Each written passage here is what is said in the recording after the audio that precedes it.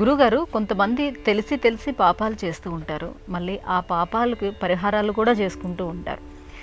ఇలా పాపం చేసి పరిహారాలు చేయటం వల్ల ఆ పాపం ప్రక్షాళన అవుతుందా? పాపం చేసి పరిహారం చేస్తే ప్రక్షాళన అయిపోతుంది అనేది ఇది సాంకేతికంగా మనకు ఏం చెబుతుందంటే, మనకుండే ధర్మశాస్త్రం పాపానికి ప్రాయశ్చిత్తం ఉన్నదే అని చెబుతుంది.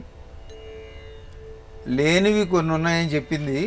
అతి తీవ్రమైన అంటే గోహత్య, బ్రహ్మహత్య, శిశుహత్య, ఇటువంటి తీవ్రమైన వాటికి కూడా లేదు అని చెబుతూ కూడా మళ్ళీ నువ్వు ఈ పురాణం వింటే, లేకపోతే కార్తీక మాసంలో ఈ వ్రతం చేస్తే ఈ దోషాలు కూడా పోతాయి అని చెబుతుంది. కాబట్టి దీనివల్ల ఏం తెలుస్తుందంటే, ఏది పాపము ఏది పుణ్యము అనేది సమయాన్ని బట్టి ఒక్కొక్కసారి అది పాపంలాగా కనిపిస్తుంది. అంటే ఒక ఆయనకు ఉరిశిక్ష వేశారు. ఆ ఉరిశిక్ష అమలు జరిపేందుకు ఒక వ్యక్తి ఉంటాడు. అంటే ఈ మన దేశంలో ఇప్పుడు మొత్తం అంతా ఒక కుటుంబం వాళ్ళకి ఆ అర్హత ఉంది. ఎక్కడ ఉరిశిక్ష వేసినా వాళ్ళే వచ్చి అది లాగితే వాడు చచ్చిపోతాడు. ఆ ఉరి పడుతుంది. అది దానికి అతన్నే పిలుస్తారు.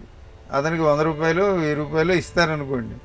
కానీ అప్పుడు అతను నీకు నాకు ఎట్టి ద్వేషాలు విభేదాలు లేవు, నా విధి కింద నేను ఆచరిస్తున్నాను, నువ్వు అన్యథా భావించవద్దు అనే మాట కూడా రాసి అది వినిపించాలి వాళ్ళకి. కాబట్టి ఇది నేను ఒక ఉద్యోగం కింద చేస్తున్నా. మరి అది పాపమా పుణ్యమా?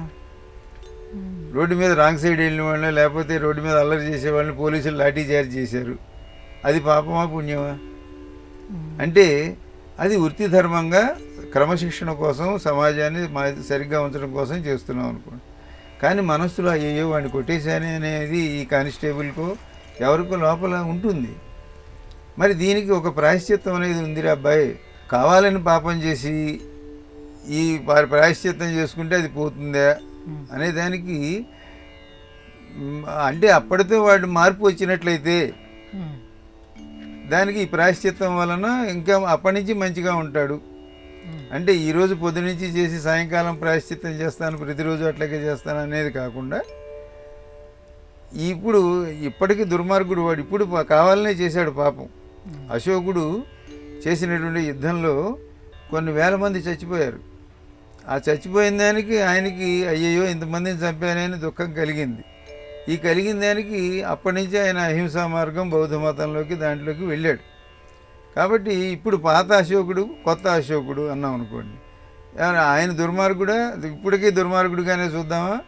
ఇప్పుడు ఆయన అశోకుడు మహానుభావుడు, చెట్లు నాటిను, ఇవి చేసిన అవి చేసిన అని చెప్పుకుంటామా అని అంటే, పరివర్తన అనేది ప్రధానం అనేవి ఈ ప్రాయశ్చిత్తములు ఇవన్నీ ఏం చెప్తాయంటే, అనేక కారణాల వలన ఒక వ్యక్తి కావాలనే పాపం చేసి ఉండొచ్చు.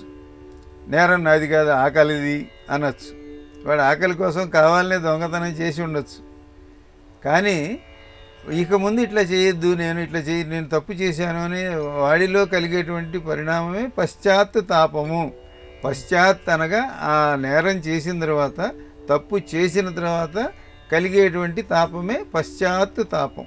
ఆ పశ్చాత్తాపం చేత దానికి ఏదో ఈ పని చేశాను నేను, కాబట్టి దాన్ని నేను కడిగేసుకున్నాను అనే దాని వలన వాడు మంచిగా బతకాలి, ఇక నుంచి మంచిగా ఉండాలి అనే ఉద్దేశంతో ఈ చేసినటువంటి తెలిసి చేసేటువంటి పాపాలు ప్రాయశ్చిత్తాలతో పోతాయా అంటే, రోజు ఎక్కడికో వెళ్ళి నేను చేసిన పాపాలన్నీ మీ చెవిలో చెబుతున్నా కాబట్టి అన్నీ పోతాయి అని అన్నాం అనుకోండి.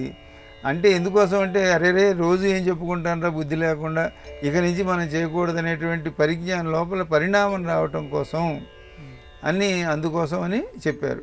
ఈ విధంగా పాపం తెలిసి చేసినప్పటికీ చేసింది పాపం అనే తెలివి, జ్ఞానం కలిగిన దాని వలన అది కడుక్కోవడం, పరిహారం చేసుకోవడం వలన మళ్ళీ చేస్తానని అనుకోవడం, చేసింది మళ్ళీ చేయకుండా ఉండటం కోసం.